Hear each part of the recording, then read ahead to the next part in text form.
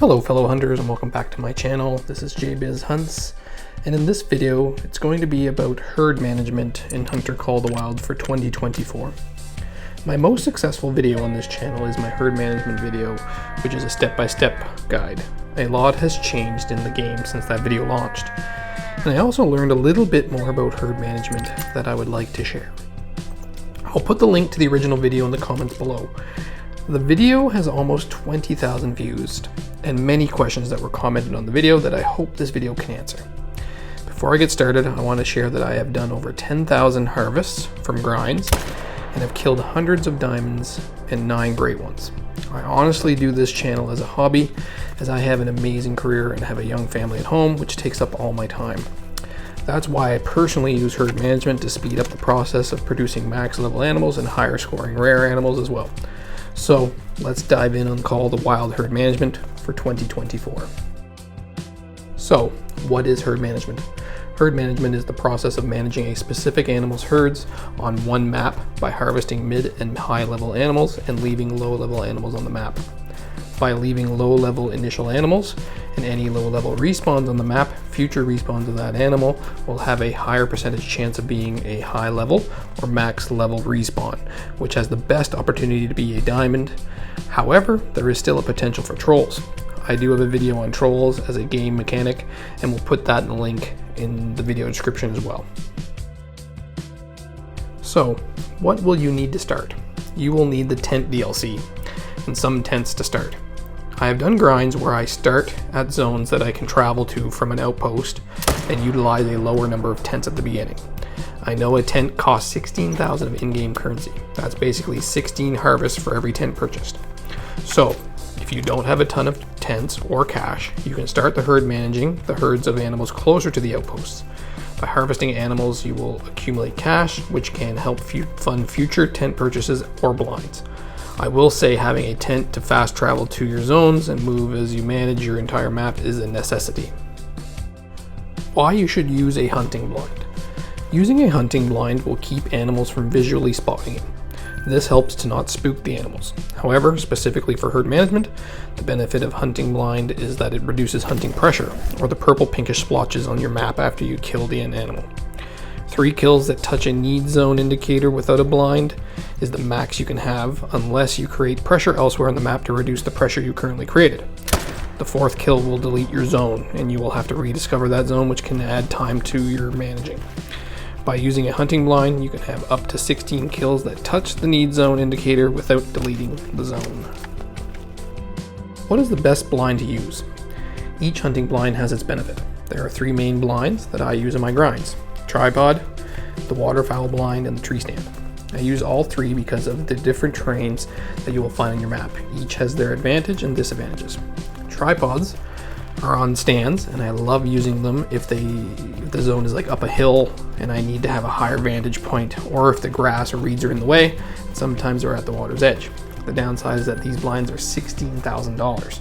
So a tent and tripod combo is 32,000 of in-game currency.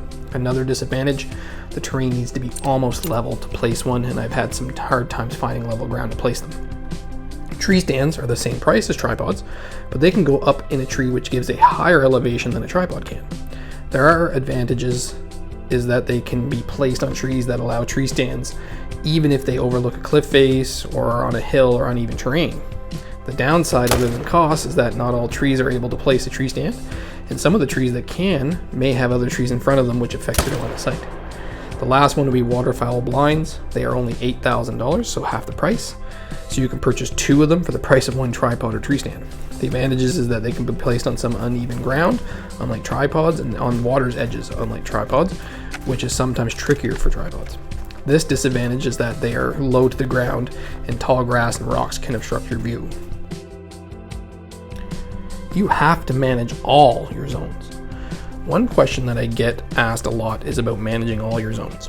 With herd management, you absolutely do have to find all your zones and manage the entire herd. As an example, there are 120 to 135 moose zones on Medved Taiga, and you have to find them all and manage all 120 to 130. It's a tedious task, but the only way to herd management works is if you manage the entire herd. Only managing, let's say, 30 zones won't accomplish the need of averaging out the herd to produce higher level animals. Zone indicators.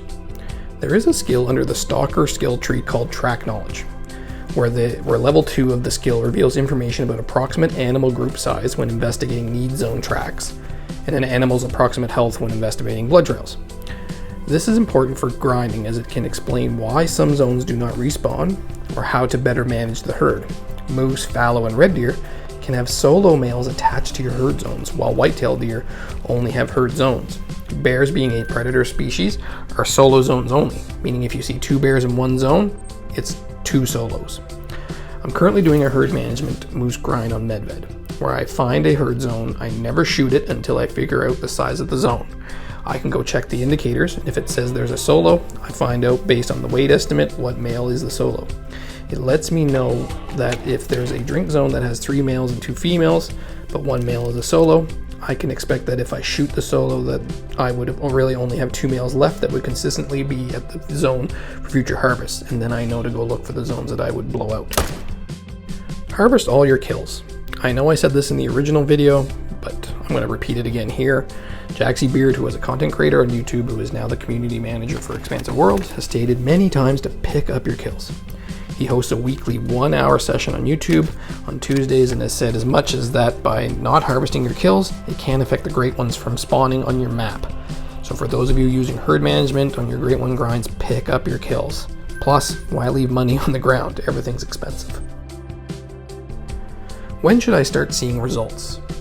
I've had this question asked a few times about when they would start using herd management, at what point do you start seeing results? I usually start seeing some noticeable progress about the 200 to 250 harvest. By that point, you should have a few of the zones shot down to lower level males, and have already started to see some higher consistent males show up in the other zones. Max weight estimate animals. I know the whole community talks about diamond potential animals, but I think there's a bit more to herd management that has to do with max weight estimate males. There are only so many max weight estimate males on the map to start. As most levels for animals can have many ranges, I find that respawns typically come back at the same weight class, or 1 or above or 1 below.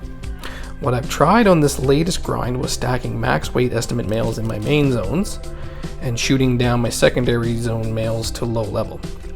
I know stacking is meant for max level animals or diamond potential scoring, but I want to see if max weight estimate males would work the same. I would say so far it has, as I produced my great one in under 400 kills. What is stacking? Stacking is the process of leaving max level or diamond potential males in your main zones while you're shooting down your secondary zones. In my newest grind, I've been leaving max weight estimate males instead. An example of this during my current moose grind is that I have 2 initial spawn max level moose and 1 diamond who was a level 4. By noting these herds and leaving those animals on my map, the intention was the game will see I have some higher scoring males already and want to compensate by lowering the levels of the respawns in zones I want shot down. Stacking is a strategy to use at the start of your grind. Once you are down to 16 or less zones that have shootable males, then you can harvest your stacked animals and begin rotating on your last zones, which you should be considered your main zones. Swapping solos to main zone. So one of the big questions that I get a lot is how do you deal with your solo animals? I found a tedious but efficient way to deal with them with my high level solo zone males on my current moose grind. I start my game fresh from the main menu as to not have any respawns currently waiting. I kill and do not harvest the big level 4 moose as an example, and I travel to one of my main zones that may have a small level animal, like in case of the moose, like a level 2 moose. I shoot the level 2 moose that's in my herd and do not harvest that animal either. So now I have 2 dead animals on my map. Then I go to the main menu. If you harvest the animals, it begins the respawn cycle. What also does this is by returning to the main menu. That's why I returned to the main menu before harvesting the animals. By doing this, you have 2 animals waiting to be respawned, and we'll have a 50-50 chance that the big level 4 will switch zones with the small level 2, and thus making the small level 2 a solo and have the big level 4 join your main herd and your shooters. Rechecking your map. This is one of the most important things that I've learned. The game is a game, and the mechanics will vary with how well they work. That's why all video games are just a random number generation. What I do is that every 500 harvest, I go back and set out to check all my zones. This does take up time, but you will usually find a few respawns that you thought disappeared, but there they are at a herd zone that was shot down, or you find that random max level moose as a solo. The reason I take the time is to make sure my management and respawns are always working as smoothly as possible, and for the off chance that a great one has spawned somewhere random on my map that I have yet to see, as I've seen others in the community mention. When is a zone considered shot down? A zone is considered shot down when all that's left is females and low-level males you do not want to shoot. On my moose grind, that's a moose that are level 1 or 2, or they are the small level 3 rack that a lot of level 2 males get. There are more information on what to shoot and not shoot in my original herd management video, as well as my whitetail and moose guides. Links will be in the description below. Oops, I deleted a zone. Now what? We've all done it and deleted a zone. Now you must rediscover the zone that has now moved to a different water source.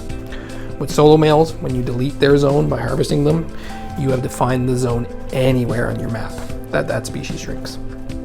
So for moose on Medved, as an example, they can respawn just about any water source. Now, if you accidentally delete a herd zone, there is better news. I have found if you delete a drink zone, that the animals' feed and rest zones do not get deleted as well, which the game keeps the animals within a certain distance of other zones for accurate time travel between zones.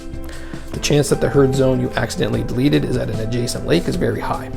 So what I do is I check all the water sources that are close to the water source they just drank at, and 99% of the time, there they are at the next lake over. I hope you like these additional tips and information for herd management. The original video still holds all the same useful information, probably even a bit more than this video, but it was still missing quite a bit of updated information that I wanted to make sure was out there for any player wanting to learn herd management. Thanks for watching. If you enjoyed the information I shared, please like and subscribe. If you have any questions or comments, don't hesitate to ask them below. Until next time, fellow hunters, I'm going to leave you with my latest great one, the Great One Moose, which I've gotten under 378 kills. Until next time, fellow hunters, happy hunting.